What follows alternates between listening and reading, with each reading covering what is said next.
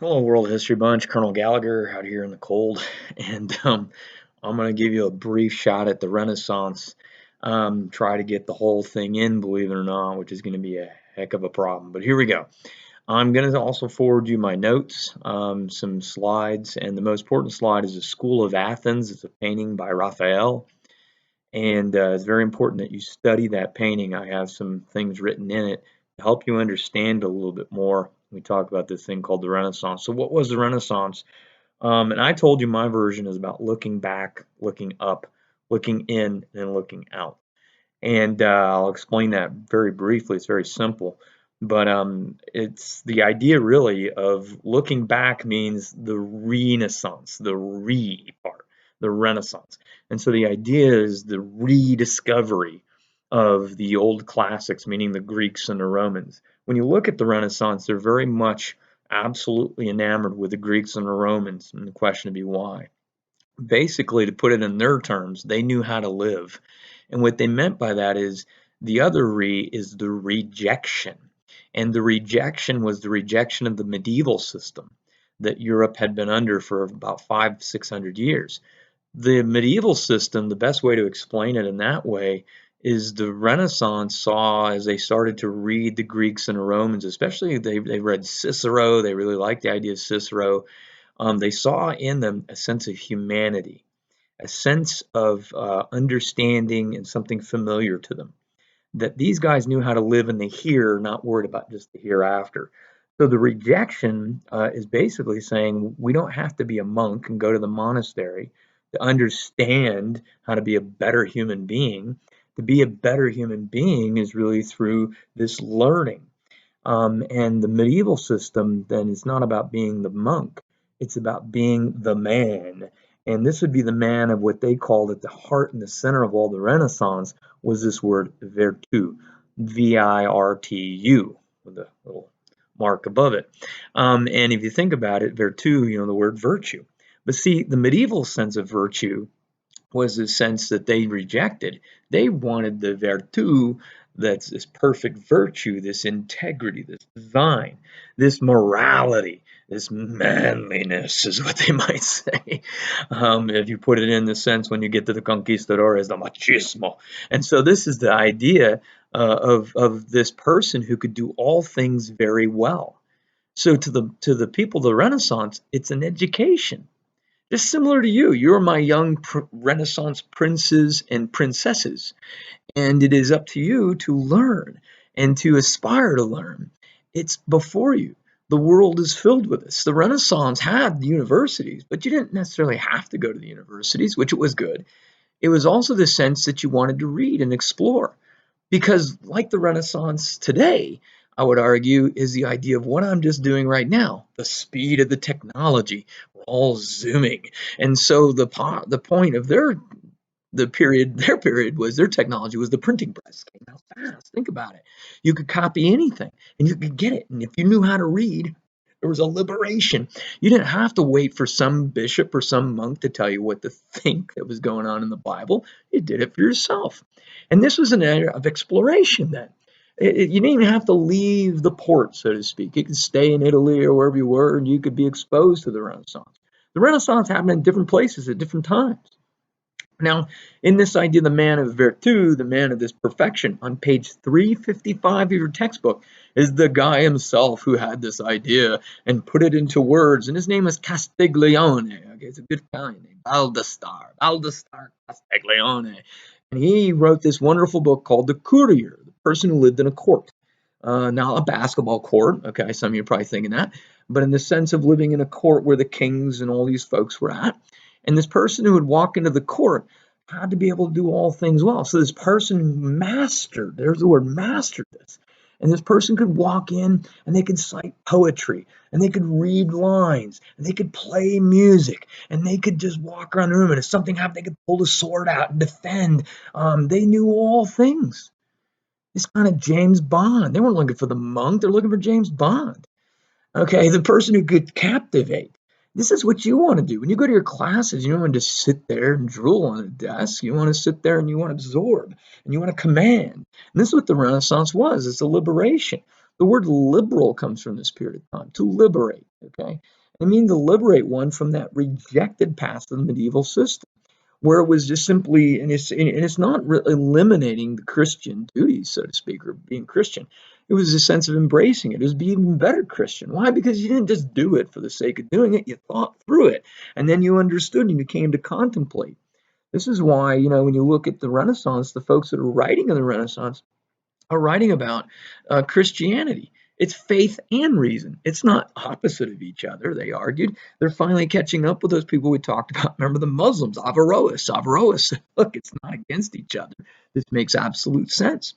So you have the rejection of the feudal system. This is the looking back, okay?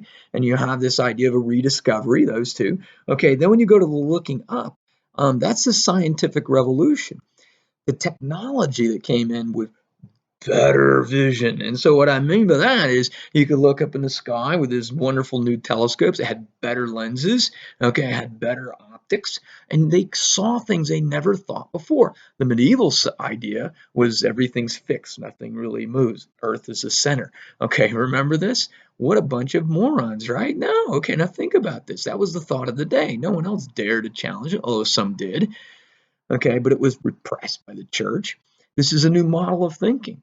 No, no, no, the sun's the center. And so these folks of the scientific revolution, which were several of them, and I'll get to that later on, it's a whole different discussion. I really talk about men standing on the shoulders of others. Okay, we can start with this guy named Copernicus, who initiated this. Then you move to a man named Galileo, who confirmed this. And then finally, you get to the man at the top named Newton, passed off basically like a baton, who said absolutely the science makes sense because the math adds up.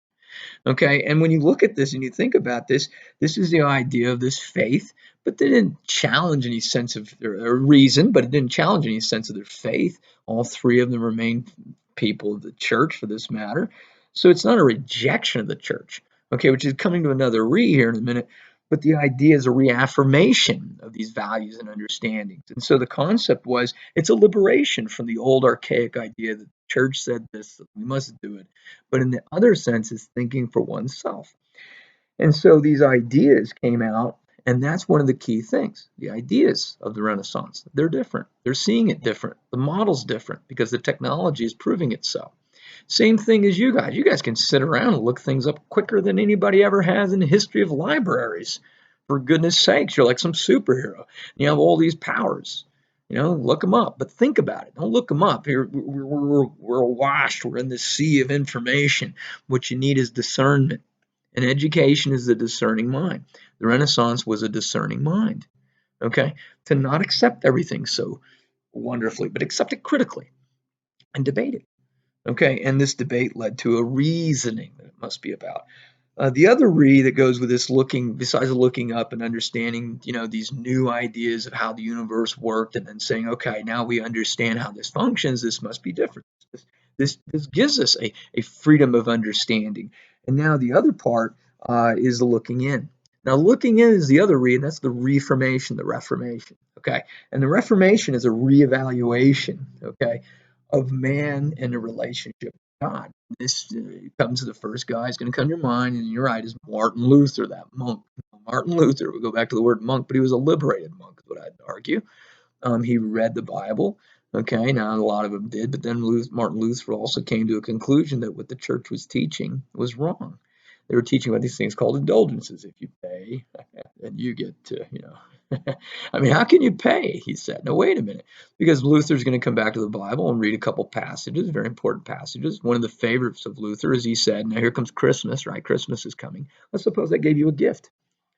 Okay, and you took this gift, and I said, okay, by the way, you got to give me the money for the gift. Luther said, no, it's a free gift. And so this is the idea of salvation. Remember the whole idea of the medieval society? If you paid attention, they're obsessed with salvation. Okay? And it's not about the here's the hereafter. Luther's saying, no, wait a second. It's a free salvation. You can't buy it. So he absolutely rejected. Okay, rejection.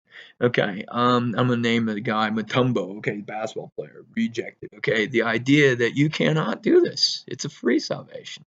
And so because of this, he thought that the church had misled, become corrupt. And so Luther argued in this Reformation, this revolution, and that's what the Renaissance all is, because the Reformation is part of the Renaissance. Okay, it's not detached.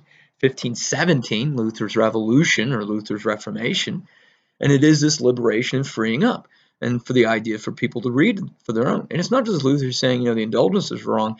He begins to have this discussion. Remember, we talked about the monks. He said, look, I'm a monk. I just happen to be, that's my occupation. But anybody else out here has the same access to God. The church, oh gosh, remember we talked about one path, one truth. It's this monopoly. Okay. Instead, Luther said, no, no, no, all may freely come and all freely may experience. And so this is the idea. He says you really don't need to go to get the sacraments just from these guys.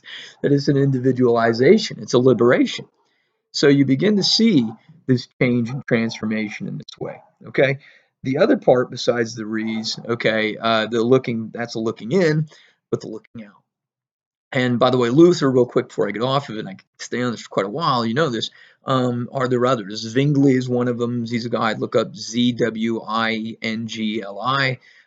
have John Calvin. It created a host of people that became known as Protestants to protest the Catholic Church. So it's not one guy, it's a series of people that this opened up this revolution and change.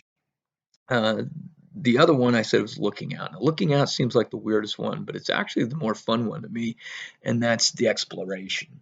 Renaissance is not only a period of exploration around them and within us, but it's an exploration in the world. We're back to technology. And so the Renaissance, and if you put these pieces together that I've been telling you about Islam and the Mongol Empire and so on like this, these new ideas, but these new inventions, very important, came in, and the compass and the Latin sail and all these other things came in, and the Europeans now are obsessed with finding the Orient, okay, so they can make some money. And so as they're going to make this money, no longer the land route, right? Okay, now you go the ocean route. Well, that made the technology indispensable. Only by this technology could you do this. And so this exploration began of looking and searching out in that wide, big open world for these profits. Okay, so the people of the Renaissance are just as much about capitalism. In my notes, I'll send you what I call the isms of the Renaissance, and capitalism is one of them. Capitalism is an individuality, and that's the essence. When you look at the medieval society, it's a collective society. Okay, when you look at the Renaissance, it's an individuality. Okay, it's, express yourself kind of a thing. Come on, kids. I mean, this is it. Everybody does it in their teenage years. We want to express ourselves, and then we all buy the same jeans that are faded and so on. I'm like, okay, yeah, that's really expressing yourself. So anyway, not an MMI though, man. Everybody's got such differentiation, right? Yeah, the uniform of the day. And so anyway, here we go. When we look at this, the idea of this looking out, this exploration. And so Columbus, yes, Cortez, these are all men of the Renaissance. And they are all these gentlemen who are these men of virtue. Okay. And these are the people who I like to, my mentor, Colonel Hitchcock, who I'm going to miss tremendously since he's retiring. It used to have this line he told me. He said, it's just really the phrase, be all you can be. That's an old Army slogan when they were recruiting back in the 80s. Be all you can be is the idea of, being able to express and develop all your characteristics mentally, physically, spiritually, etc. And this is the same thing. The Renaissance had that phrase first. Really, technically, I didn't say it, but that's technically the idea. And Hitchcock is exactly right. Be all you can be. And if you study Cortez and you study these conquistadores, that's what they were. They were these men of virtu, the machismo, and the conquest. But they were also men of brilliance. And so they understood how to manipulate situations. When you look at the Renaissance, it's a practical sense. It's virtue. Okay, virtue, it's virtue. Okay, the idea of dignity, integrity, but it is also the sense of practicality.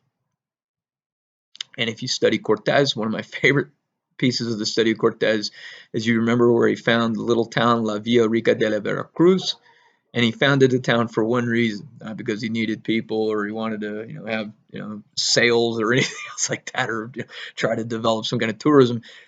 it was founded the town because then he was made the mayor of the town, and that gave him an official status, and he could cut Diego de Velazquez, who he stole the expedition from, out of the chain of command. It's a practical move. It's genius. Now it's dirty and underhanded, but what we like to say from the Renaissance, very Machiavellian. Okay, Niccolo Machiavelli, you should be doing your readings. Niccolo Machiavelli wrote a book called The Prince. The Prince, if you ever read it, I've got 5 copies. I just bring mine home. The Prince is about practical. Machiavelli looked at history and looked at these people. You're probably going to know their names: Caesar, Alexander the Great, these people like this, and said, copy them, learn from them. And so the Renaissance is about history. It's about making history practical. And he said, study these guys, study, and then, emulate them. And that's Virtue. Okay, all these other people. When we get to Napoleon, what was he about? He was about Alexander the Great. He's about Caesar. Everybody wants to be great. Napoleon even had a great line when he talked about military, which Renaissance is all about military when you study it. Achievements, getting things done. Napoleon said it is not about the men, the numbers, it's about the man. That's straight out of the Renaissance. Now, Napoleon's not Renaissance, okay? He's much after. But I would argue that we're all products of the Renaissance in a lot of ways. Our modern society today, it's modernization, is the Renaissance. It's in the Renaissance. If you want, I know I'm hitting you with the reads and I'm hitting you with a look back, look up, look in, look out. But I always say you got 2 eyes. The Renaissance is about ideas and institutions. Why? Because these ideas are no good without institutions. Okay, how do you get these institutions across? Universities. People in the Renaissance are flocking to these universities, these university towns. And that's where you're getting this new learning and understanding. It's not the medieval learning anymore. It's this new learning. And everybody wanted to get hold of it because they recognize the power in it. Knowledge is power. It's very true. The new technologies and how to understand them. Henry the Navigator was the prince, and there's this exploration.